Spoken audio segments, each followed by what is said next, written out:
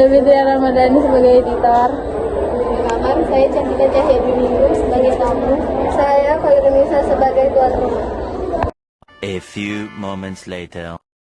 Warahmatullahi wabarakatuh. Waalaikumsalam warahmatullahi wabarakatuh. Selamat siang teman-teman. Gimana nih kabarnya? Alhamdulillah baik.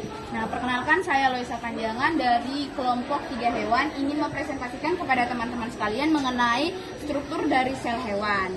Nih, jadi yang pertama itu adalah membran sel. Membran sel ini. Membran sel. Oke. Jadi, membran sel adalah lapisan yang membungkus sel yang paling luar yang bertujuan untuk melakukan pertukaran zat di dalam sel dan juga melindungi seluruh isi sel atau yang disebut dengan protoplasma. Nah, lanjut yang kedua adalah nukleus. Nukleus ini.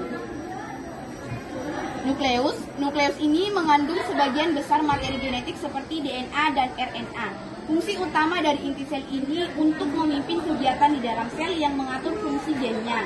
Di dalam inti sel terdapat anak inti sel yang disebut dengan nukleus di dalam inti sel. Nah, jadi fungsi dari nukleus ini adalah mengatur kinerja dari inti sel tersebut. Nah, yang ketiga yang ada disebut dinamakan dengan sitoplasma. Oke. Jadi sitoplasma ini merupakan cairan pengisi ruang antara membran sel dan inti sel. Dan di dalam sitoplasma ini terdapat banyak organel sel. Sitoplasma ini juga berfungsi sebagai tempat menyimpan bahan untuk melakukan metabolisme pada sel. Yang keempat ada yang dinamakan dengan ribosom. Jadi, nih ribosom. Nih.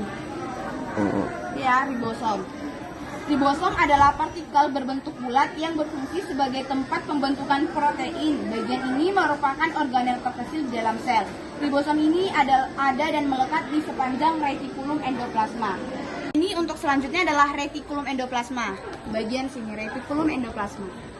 Jadi retikulum endoplasma ini merupakan organel yang terdiri atas membran-membran yang tersusun paralel yang terdapat dua jenis retikulum endoplasma yang sering juga disebut dengan ER.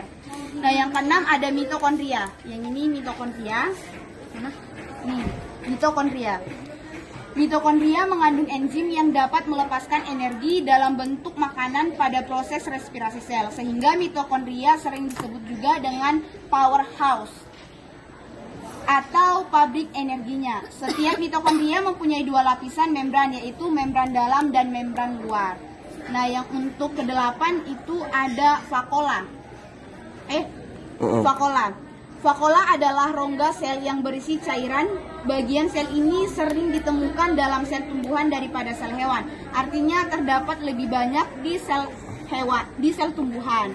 Terakhir adalah badan Golgi, yang ini. Jadi badan Golgi disebut juga dengan aparatus Golgi. Kadang muncul teks yang namanya aparatus Golgi berbentuk tumpukan kantong tipis. Organel ini berfungsi sekresi sel karena bekerja sama seperti ginjal. Dari materi yang saya sampaikan, apakah ada yang perlu ditanyakan?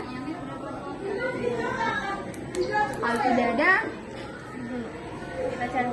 Baik, jika tidak ada yang bertanya, sekian dari presentasi kelompok kami. Terima kasih. Mohon maaf apabila ada kesalahan kata yang kurang berkenan di hati teman-teman sekalian. Terima kasih. Assalamualaikum warahmatullahi wabarakatuh. Waalaikumsalam warahmatullahi wabarakatuh.